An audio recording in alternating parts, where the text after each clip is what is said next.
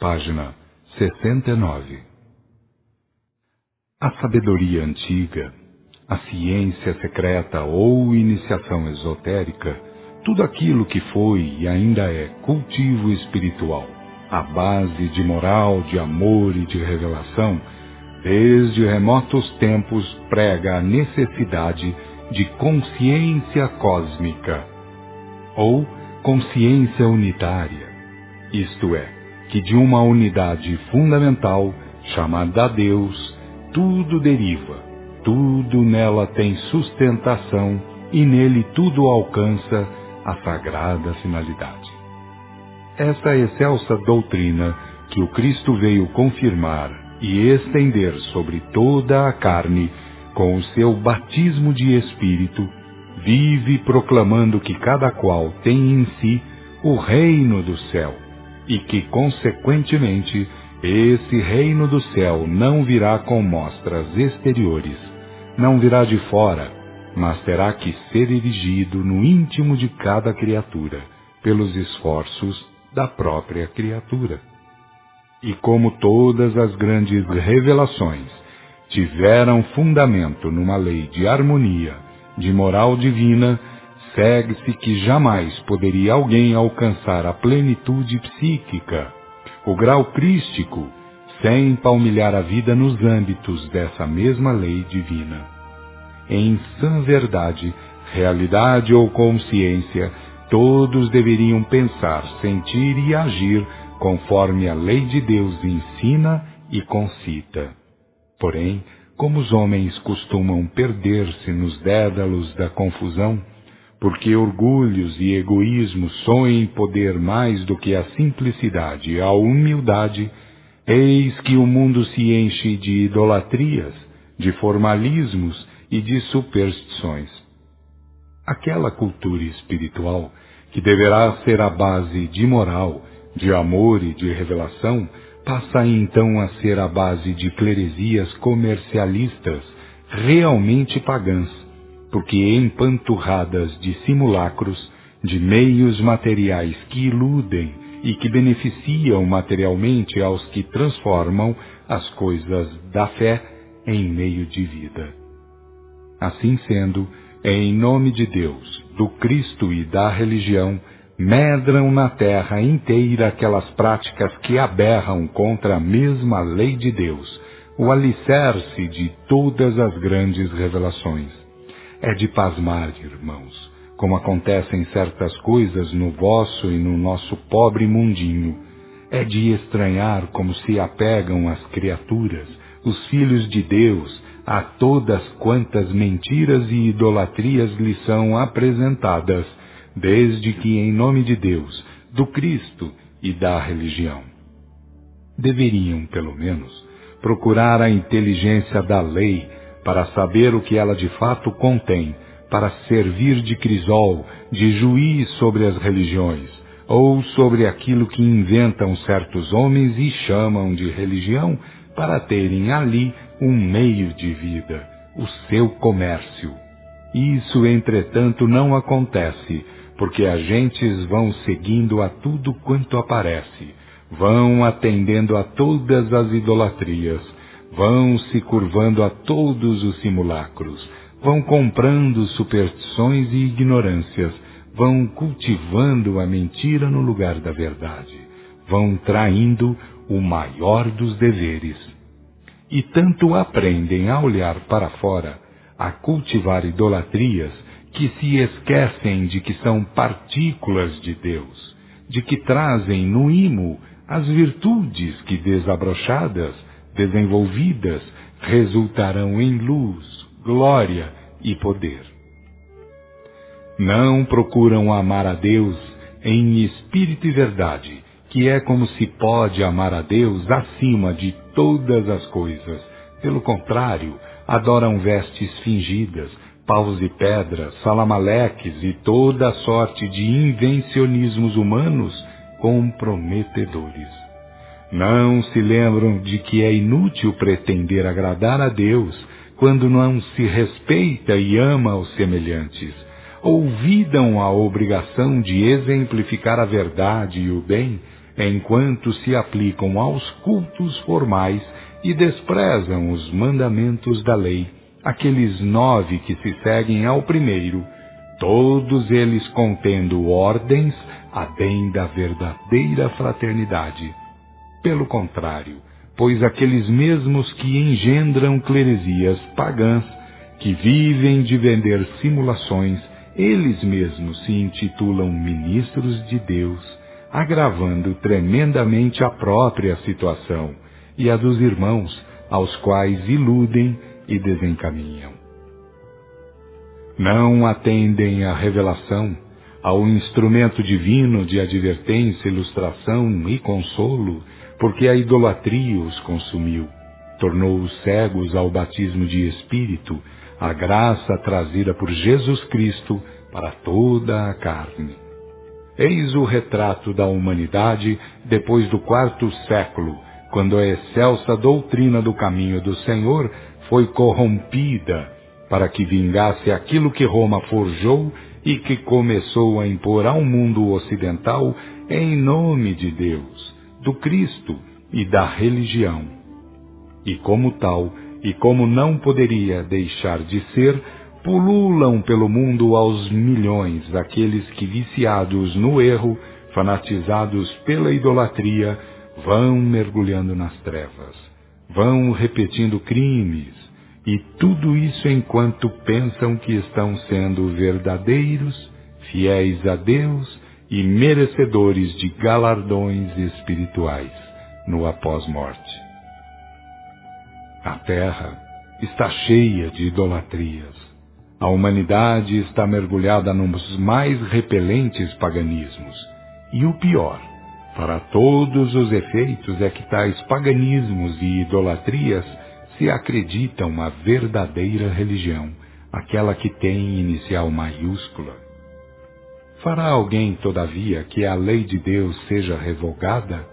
Nasceu alguém para derrogar a lei? Os ceitis deixarão de ser contados até o último e pagos? Por isso mesmo que da unidade fundamental nada será mudado. Rondam pela terra inteira, no plano carnal e por aqui, aqueles que se fiaram em seus simulacros, aqueles que nada procuraram fazer de verdadeiro e de bom, porque ainda que haja erros em parte, uma vez que prevaleçam na conduta boas ações, dignos atos de fraternidade, sempre haverá recompensa feliz. Quando, porém, como só ia acontecer, a confiança é depositada nos rituais idólatras, na compra de simulacros, e não há dignas ações a contar em favor, então o desfecho é triste. Foi um homem apresentado a Zainer para ser psicometrado. Foi o presidente do centro que o conduziu, porque a esposa do tal homem, um advogado, muito lhe falara sobre os males de que vinha o marido sofrendo.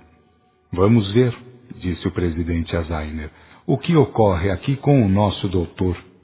Ele tem um irmão que é médico, com quem falou por último, o qual o mandou procurar uma benzedeira por certas analogias, isto é, por causa de alguns males estranhos que uma tal benzedeira tem curado, onde a medicina em nada pode valer. Ora, nós sabemos o que são males causados por certos acúmulos magnéticos ou fluídicos, males de que a medicina não trata, salvo raras exceções, quando o médico é conhecedor do assunto. Ele procurou-nos, e nós vamos ver como poderá ele sair do embaraço em que vive metido. São dores de cabeça, tonturas, ameaças amnésicas, etc. Zainer interrompeu para dizer: teve o doutor algum parente padre ou algum amigo íntimo? O advogado respondeu de pronto: meu irmão faleceu faz 6 anos e pouco. Era padre, como não? Zainer informou-lhe: espere um pouco. Chama-se Zacarias, diz o meu guia. Meu irmão chamava-se Zacarias, exclamou o advogado. O padre está segurando a cabeça com ambas as mãos, como quem está sofrendo tremenda dor de cabeça, anunciou Zainer, que parecia estar algo perturbado. Meu irmão faleceu de apoplexia, esclareceu o advogado. Seu irmão brande as mãos como quem está escutando e reclama pedindo socorro. Afirma com sinais de cabeça que é isso mesmo. Gesticula e roga que se lhe faça alguma coisa. Ergue as mãos ao céu e clama por Deus. O advogado ficou nervoso ouvindo aquilo, pondo-se de pé a andar de um lado para o outro. Você poderia recebê-lo? Perguntou-lhe o presidente. Zainer respondeu como lhe dissemos deste lado para responder. Eu não posso recebê-lo porque ele está muito mal e eu não estou hoje muito bem de saúde. O presidente saiu, foi chamar sua esposa e com ela voltou. Ela era médium de boas faculdades. Uma vez sentada ao redor da mesa, comunicou-se primeiro seu guia dizendo: Não se precipitem, meus irmãos. Disso há muito mais do que vocês pensam. Ao demais, a lei é vivíssima. Tudo está de acordo com a justiça a quem ela aciona. Portanto, o ideal não seria pretender sanar um fato, e sim o erro geral, a fábrica que produz tantos males. Compreendemos perfeitamente, anuiu o presidente. O guia do médium prosseguiu. Lastimável em grande escala é o fato de haver instituições ditas religiosas e que comportam em sua estrutura dogmática erros crassos e disposições absolutamente contrárias ao envolvimento dos filhos de Deus. Escolas que, pretendendo ser de fé em Deus, nada mais fazem do que blasfemar contra as leis fundamentais da vida e que regem as coisas e os seres, que vivem de práticas idólatras e que se levantam contra a moral, contra o amor e contra a revelação, que trocam o verdadeiro culto, que é o culto do amor e da sabedoria, pelos mais bastardos vícios simuladores, pelas bajulações que se compram e que se vendem, que a Deus jamais poderiam convencer, porque Deus quer verdade e amor, e não pagodeiras mercantilistas em nome da fé. Terminando aqui a minha observação, recomendo que tragam os corações inflamados de amor e os cérebros cheios de conhecimento da verdade, porque Deus quer amor e não fingimentos, quer sabedoria e não adulações. Saído o guia, apresentou-se o padre que exclamava: Por Deus, quem me acode, tirem-me esta dor, eu morro. Disseram-lhe que já era um espírito desencarnado. Falaram-lhe de estar em uma sessão espírita a se comunicar por intermédio de um médium, mas o padre a nada atendia, porque a dor o acutilava e ele apenas conseguia pedir socorro. Matem-me, acabem com essa dor, oh meu Deus! Zainer ouviu seu guia, que ordenou fazerem concentrada a oração, e assim foi feito, sendo que a seguir o padre foi retirado da médium para ser instruído deste lado. Como era hora de seu esclarecimento, normalmente foram-lhe feitos tais benefícios, vindo ele a se assustar um pouco ao reconhecer que estava desencarnado e numa sessão espírita. Vai para a senhora médium, disse-lhe o mentor, que foi designado para esclarecê-lo. Tornado ao aparelho mediúnico, rendeu graças a Deus pelo que lhe fizeram, vindo a seguir o seu interlóquio com o irmão. Eu não sabia que estava ao teu lado, meu irmão espiritual e material, e não sabia também que a divina providência assim determinara por ser chegada a minha hora de conhecer o estado e a tua hora de conhecer a verdade. Segue este caminho, meu irmão, que fala das verdades de Deus diretamente aos cérebros e aos corações, sem interferências fingidas, idólatras e mercenárias. Estuda, eis o que mandam te dizer deste lado, para que conheças e vivas a verdade, e a verdade conhecida e vivida te faça um dia, quando para aqui retornares, alguém muito mais feliz do que eu sou agora que estou livre daquele tremendo, daquele infernal sofrimento. Estão aí alguns outros parentes nossos? Perguntou-lhe o advogado. Estão vários deles, porém muito bem situados, pois foram eles que receberam a incumbência de me guiar os passos, quando foi hora de eu ser esclarecido e curado. Curado, sim, pois este corpo é realmente um corpo, e tanto pode ser são como pode ser doentio. Alguém mais poderia falar comigo dentre os presentes? Inquiriu o advogado ansioso e satisfeito. O padre foi convidado a se despedir para que outro parente falasse ao advogado. Eu vou sair porque me ordenam para que outro fale contigo. Perdoa-me, irmão, pelo que te fiz sofrer, mas peço do fundo do meu coração, aprende a grande lição que o Senhor te envia através dos fatos que vêm de se dar. Deus vos pague a todos e até breve, se Ele, o bom Deus, assim quiser. Eu devia ter aprendido antes a fazer a vontade de Deus, em lugar de impor a mim e ao próximo as tristes e feias vontades de certos homens, daqueles que corromperam a doutrina do Senhor. Eu, por enquanto, nada entendo de doutrina, meu irmão, disse o advogado. Até breve, replicou-lhe o padre, e trata de aprender a doutrina da verdade, que isto manda o que te diga, e eu sei que é o que convém.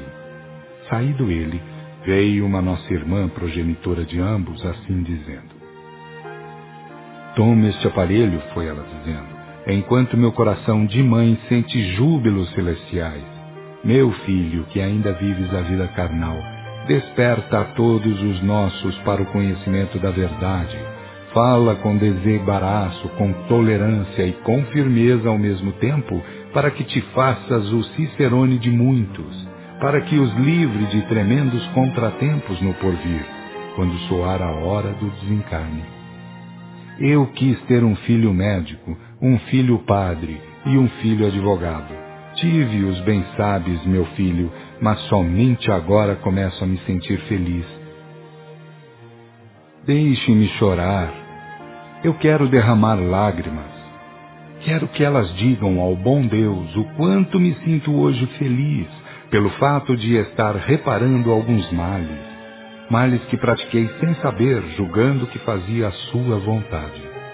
Espero, meu filho, que sejas para com os outros parentes a voz que adverte, a voz que ilustra e a voz que endereça aos rincões da consoladora doutrina do Cristo. Não daquelas que, em nome de Deus e do Cristo, ensinam a blasfemar contra as verdades de Deus e do Cristo, mas sim daquelas que se fundamenta na lei de Deus, no amor e na revelação.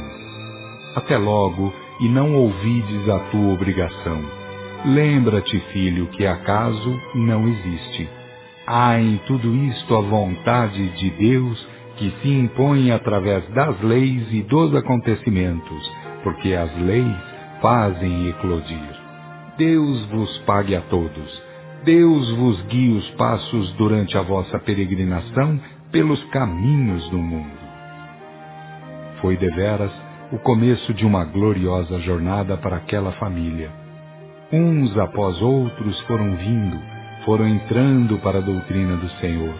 O advogado fez-se um dos grandes na oratória espírita, tendo feito imenso número de prosélitos, de estudiosos da doutrina. Ao desencarnar, estando presentes seus familiares e muitos mais, veio ele a reconhecer as vantagens do trabalho fiel. Porque é feliz o espírito que, ao desencarnar, tem pela frente aqueles que foram indicados para o serviço de recepção, de boas-vindas a estes planos de luz e de paz.